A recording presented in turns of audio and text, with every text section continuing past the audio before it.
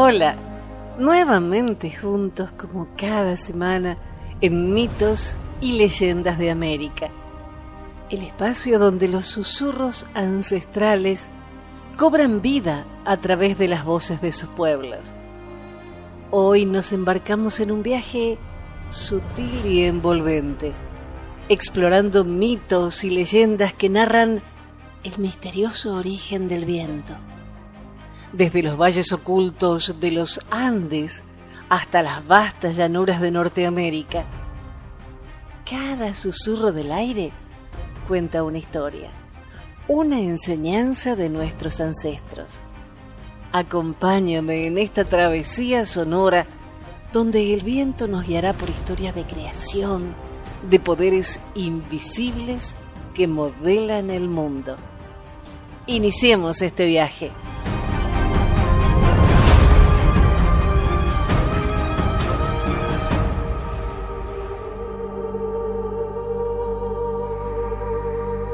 Los indios nativos americanos solían sentarse durante la noche frente al fuego y allí contaban historias de antiguos guerreros, relatos sobre la formación del mundo, sobre espíritus, naturaleza y animales. Esta historia se ha transmitido de generación en generación. Es una leyenda sobre el origen de los vientos en la tierra.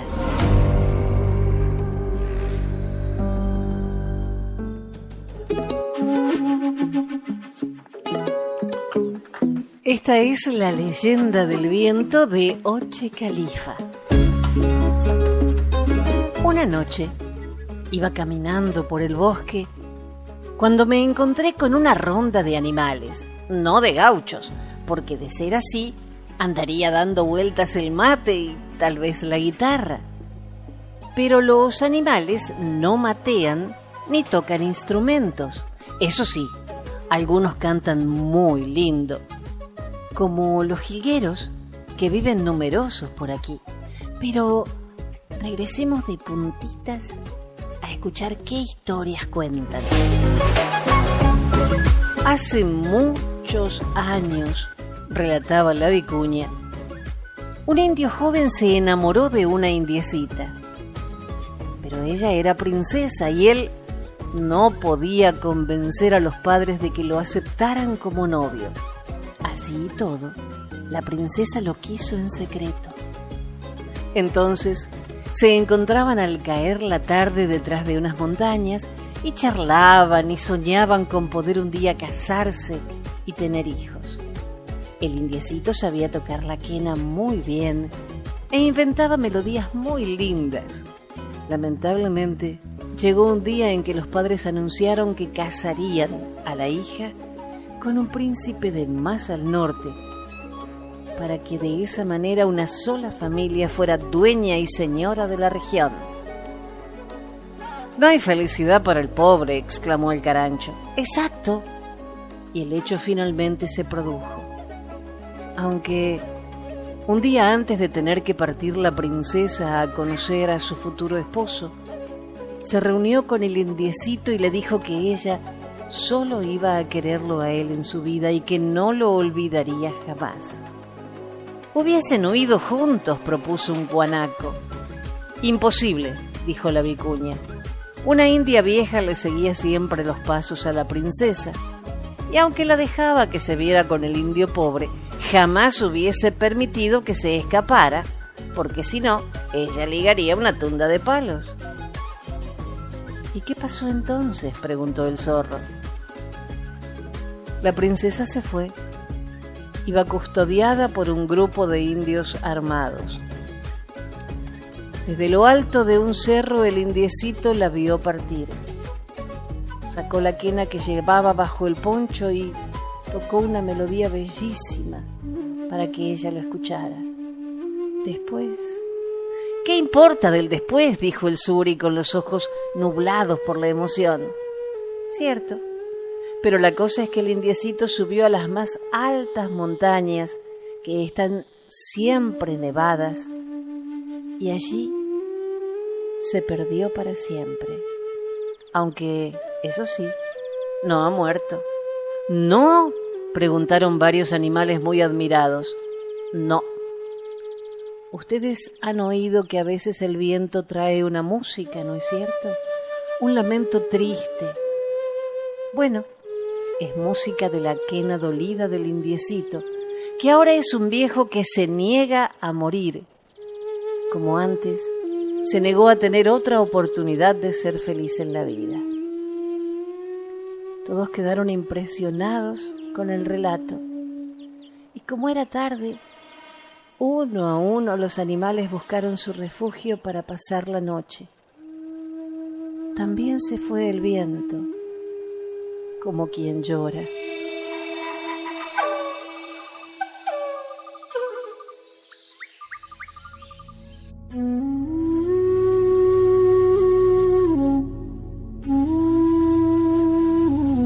Los Oji-Cree son una primera nación en las provincias canadienses de Ontario y Manitoba. El pueblo Oji-Cree desciende de matrimonios históricos entre las culturas Ojibwe y Cree, pero generalmente se los considera una nación distinta de cualquiera de sus grupos ancestrales. Se les considera uno de los grupos componentes de Anishinaabe y residen principalmente en una zona de transición entre las tierras tradicionales Ojibwe al sur y las tierras tradicionales Cree al norte. Los Oji-Cree en la primera nación de Round Lake eran conocidos como Ajijakuns, pequeñas grullas, debido al nombre de su jefe, Ajijak. Los Oji-Cree se identifican con el autónimo Anishinaabe o Anishinini, que quiere decir humano original en su lengua. Su lengua y su cultura también derivan de tradiciones mixtas, Ojibwe y Cree. El Anishinini-Mowin, la lengua Oji-Cree, está más estrechamente relacionada estructuralmente con el Ojibwe, aunque su tradición literaria se parece más a la del Cree. De los Oji-Cree es la leyenda de Shingebis y el viento del norte. En su cobijo, en las orillas del lago Hurón, vivía un patito marrón, Shingebis. Cuando el feroz viento del norte bajaba veloz del país reluciente de nieve, el patito marrón tenía preparados 4 buenos leños para el fuego de su chimenea. Era valiente y animoso. No le importaba de qué manera bramaba el viento del norte. Él siempre andaba como andan los patos a través del hielo y encontraba el alimento necesario, rompiendo la superficie del hielo que se formaba en su pequeño estanque. Buceaba a través de los agujeros que quedaban abiertos y se procuraba su pescado para cenar. Luego volvía a su cobijo arrastrando una ristra de peces detrás de él. Sentado al lado de su resplandeciente fuego, se preparaba su pescado para cenar y se instalaba cómodo y calentito. Finalmente el viento del norte gritó: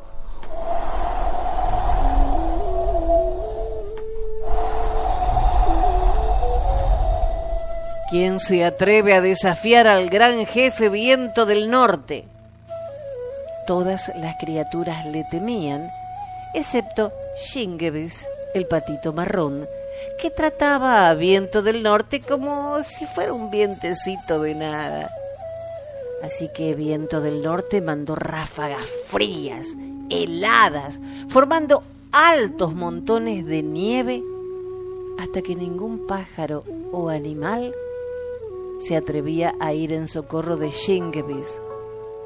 Sin embargo, Shingebis salía igual que todos los días, sin dejarse molestar por el tiempo. Cada día encontraba pescado. Cada noche preparaba su cena y se calentaba al lado del fuego. Se encolerizó el gran jefe Viento del Norte. El pequeño pato marrón no hace caso ni de la nieve ni del hielo. Viento del Norte le congelará sus agujeros, así ya no encontrará su alimento. Y entonces, Gran Jefe le conquistará. Así que Viento del Norte congeló las aperturas donde el patito marrón pescaba y cubrió su estanque con nieve. Pero cuando Shingebis encontró sus agujeros cerrados, impidiéndole llegar al agua, ni siquiera refunfuñó. Simplemente siguió su camino animadamente hasta encontrar un estanque donde no hubiera nieve. Entonces apartaba el hielo y abría nuevos agujeros para zambullirse y pescar. Pato marrón, ya verás quién es el jefe, aulló Viento del Norte lleno de ira. Y durante días y días siguió al patito marrón. Helaba sus agujeros en el hielo y cubría los estanques con nieve. Pero Shingebis seguía adelante sin miedo, como había hecho siempre. Todas las veces conseguía atrapar un par de peces antes de que estuviera helado cada agujero. Y como siempre, volvía animado a su casa, arrastrando los peces detrás de sí.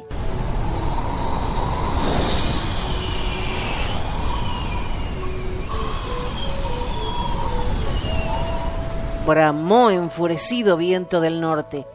Gran Jefe irá al cobijo del pequeño pato marrón. Gran Jefe soplará en su puerta, se sentará a su lado y le soplará con aliento helado hasta que se congele. En ese mismo instante, Shingebis había terminado su cena y estaba cómodamente sentado al lado de su ardiente fuego, calentando sus patitas. Cuidadosamente, conteniendo la respiración para que Shingebis no le oyera, muy lentamente, Viento del Norte se deslizó hacia el cobijo de Shingebis. Pero el patito marrón sintió el frío que le llegaba a través de las rendijas de la puerta. Yo sé quién está aquí, pensó, y empezó a cantar con vigor. Coney, Coney, being born. In born in aki, kaweya, kaweya. Y Viento del Norte oyó lo que cantaba. Viento del Norte, viento feroz, por mucho que soples, eres como yo. Sopla lo que puedas, inténtame helar. Yo no tengo miedo, tengo libertad. Viento del Norte no podía contenerse de rabia, pero bajó su voz hasta susurrar y dijo: Jefe grande, te congelará. Y así, Viento del Norte se deslizó por debajo de la puerta hasta llegar a donde estaba el patito marrón y se sentó al lado del fuego. Shingebis supo que estaba allí, pero no se inmutó ni lo más mínimo. Siguió cantando. Coney, Coney, being born. In born in aki, kaweya, kaweya. El gran Viento del Norte no se irá hasta que estés congelado, murmuró Viento del Norte y sopló su aliento más helado. Pero en ese mismo momento, Shingebis se inclinó y agitó su fuego. Se levantó una lluvia de chispas que iluminó su refugio de rojo dorado. Y de repente, el pelo encharcado de Viento del Norte empezó a gotear. Lágrimas corrían por sus mejillas. Su respiración poderosa se fue debilitando. Pero Shingebis seguía calentando sus patitas con las llamas y cantaba: Viento del Norte, viento feroz, por mucho que soples, eres como yo. Sopla lo que puedas, inténtame helar. Yo no tengo miedo, tengo libertad. Súbitamente Viento del Norte aulló: «¡Gran jefe, se está derritiendo!», y salió precipitadamente por la puerta, cayendo encima de un montón de nieve. «Extraño patito marrón, Shingebis», susurró débilmente para sí mismo. Gran jefe Viento del Norte no le puede helar, no le puede asustar.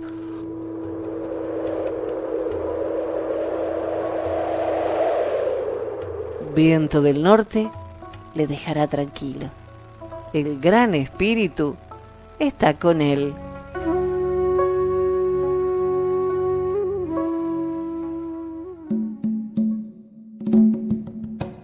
Esta es la leyenda del viento sonda, escrita por Susana C. Otero.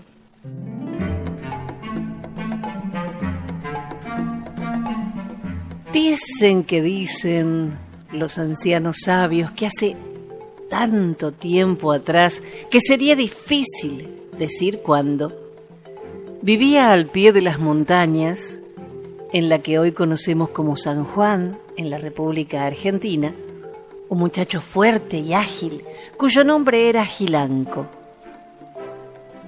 El joven Gilanco amaba trepar las cuestas de las empinadas montañas. Era tan diestro en esos menesteres que nadie lo podía superar. Gilanco era tan raudo en sus movimientos que superaba a todos sus contrincantes.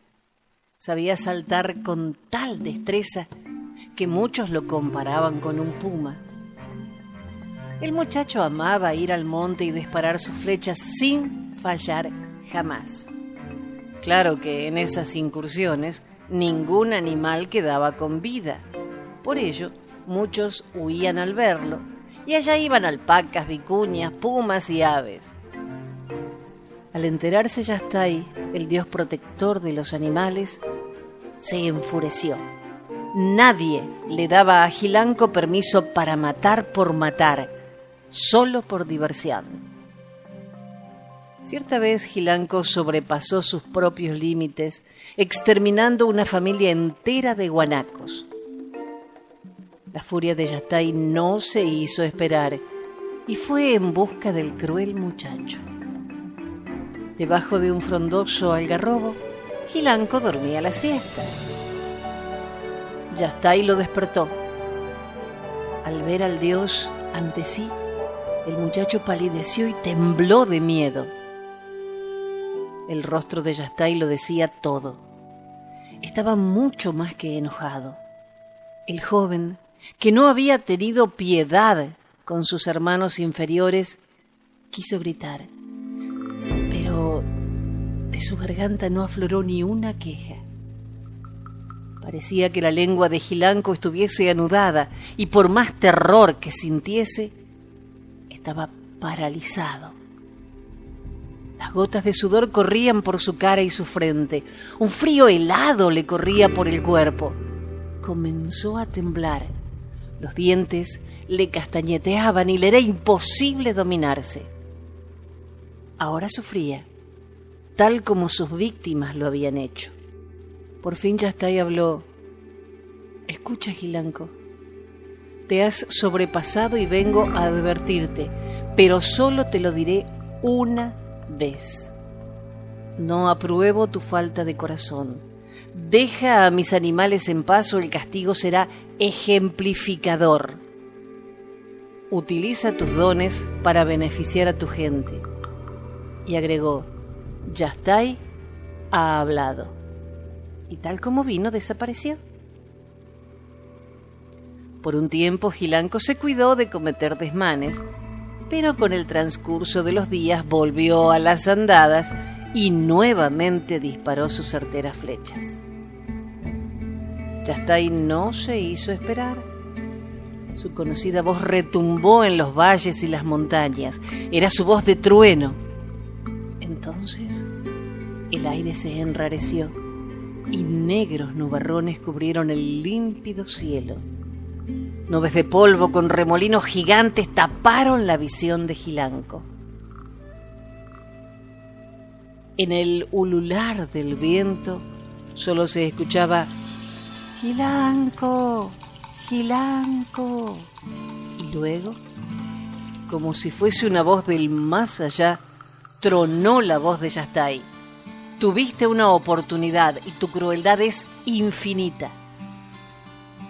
Las nubes de polvo se hicieron cada vez más fuertes, hasta convertirse en un furioso viento que todo lo envolvía y arrastraba con ímpetu demoledor.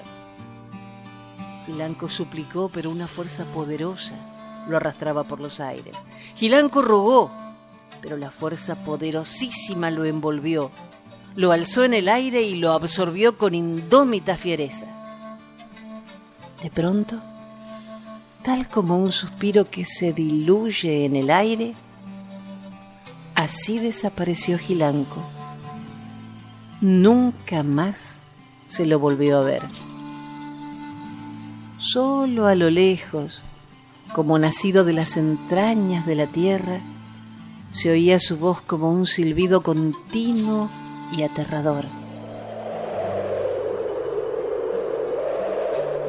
Así nació el viento sonda, un viento cálido y seco, cuyo ulular hace recordar a todos aquellos que utilizan la crueldad con los animales lo que Yastái es capaz de hacer con ellos.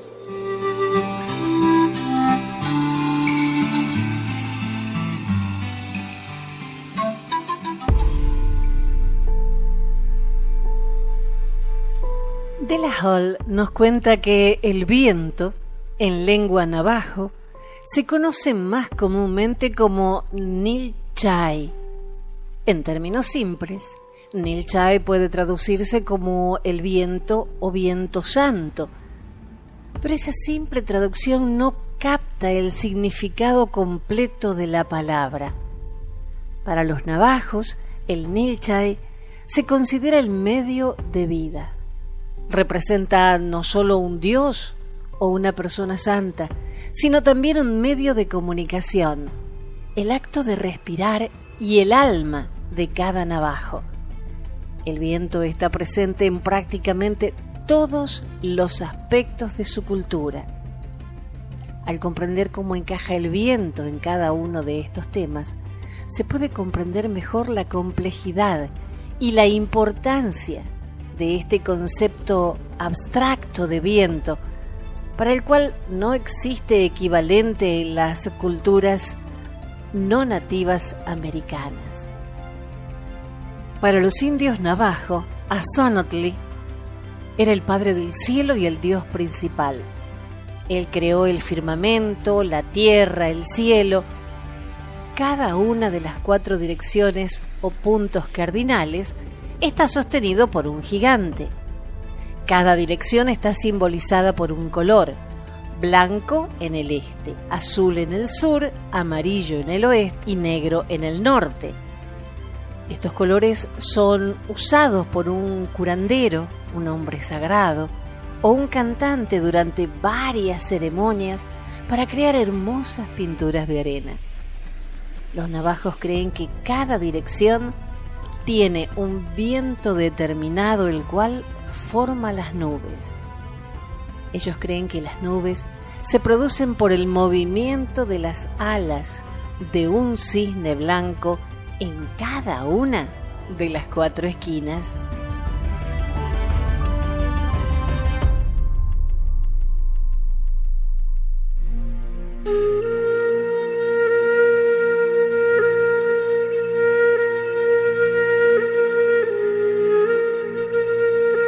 Wairatata, el viento iracundo de los Andes, escrito por Michel Nogales. Wairatata, literalmente significa padre o abuelo viento, es la deidad del viento y los huracanes para la cultura aymara. Este personaje despierta tanto respeto como temor en las comunidades indígenas de la región altiplánica de Bolivia y Perú. Sin embargo, desde el panteón inca, se concibe al viento como un personaje femenino y recibe el nombre de Mama Huayra. También está la figura de Con, que es el dios de la lluvia y el viento que vienen del sur. es hijo de Inti y Mama Quilla. Wairatata vive en las cumbres de los cerros y en los profundos abismos huaycus. Se lo describe con un carácter dominante, áspero, agresivo y salvaje. Wairatata muge y centellea como tutor irascible, casi siempre anda colérico. Una de las leyendas relata que desde el principio del mundo el aire lucha con la tierra y que el escenario de este combate es el altiplano. Wairatata sería el eterno combatiente de la Pachamama. Padre Viento y Madre Tierra lidian sin descanso, porque uno quiere llevarse todo y la otra pide permanencia. Cuando se cansa de ejercer su poder opresivo, baja con suavidad a las cumbres y se aproxima a las personas. Se esconde en el silbido silencioso de los sembradíos o en las prisiones melódicas de la zampoña y de la quena. Wairatata se repliega y decide irse a dormir a las profundidades del lago Titicaca. Cuando esto sucede, las aguas del lago se mantienen calmas, pero cuando despierta y se pone furioso, entonces las olas se agitan y las embarcaciones temen al oleaje. Wairatata es el esposo de la Pachamama. El dios viento abandona su morada cuando tiene que ostentar su poder y dominio sobre la Pachamama, porque la tierra es la hembra del viento. Tomaba las aguas del Titicaca y las dejaba caer en forma de lluvia sobre la tierra para fecundar a la Pachamama.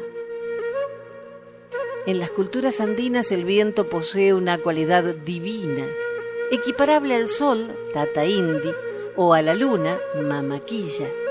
También es un elemento directamente relacionado con la producción agrícola.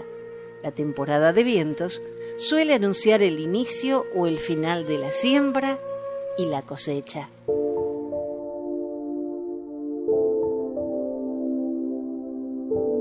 Los duendes del viento. Cuentan los más ancianos del lugar que hace mucho tiempo se levantó durante días un ventarrón tremendo y así no había quien saliera de casa. Los habitantes del cerro tuvieron que quedarse encerrados un día, otro día y otro día más, hasta que de pronto notaron que el viento comenzaba a apaciguarse. Fue entonces cuando uno de ellos decidió salir al Cerro del Viento, sí, así se llamaba precisamente, en busca de leña. Pero al llegar a lo más alto, le sorprendió ver un grupo de niños de muy baja estatura llenitos de espinas. Los pobres se las intentaban quitar unos a otros. ¿Qué les ha pasado y quiénes son ustedes?, preguntó el hombre. Somos los duendes del viento. Hemos estado soplando tanto y tanto entre estas dichosas plantas que nos hemos llenado de espinas, contestó uno de ellos. El hombre bajó del cerro y contó a todos lo que había visto. Desde entonces, todos los habitantes de ese lugar aseguran que el viento en realidad es creado por unos traviesos duendes. Y cada vez que se levanta algún remolino o pequeño vendaval, se imaginan a los duendes del viento jugando y riendo sin parar.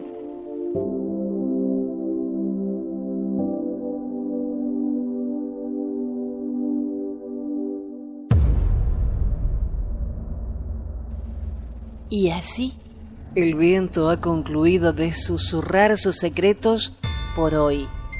A través de estas historias hemos viajado por diversos rincones de América, descubriendo cómo diferentes culturas han intentado comprender y narrar el origen de este ser invisible y omnipresente. Espero que este episodio haya avivado la curiosidad y el asombro por las ricas tradiciones de nuestros antepasados. Soy Jenny de Bernardo y ha sido un placer compartir esta brisa de conocimiento y misterio contigo. Hasta nuestro próximo encuentro, donde nuevos ecos esperan ser descubiertos.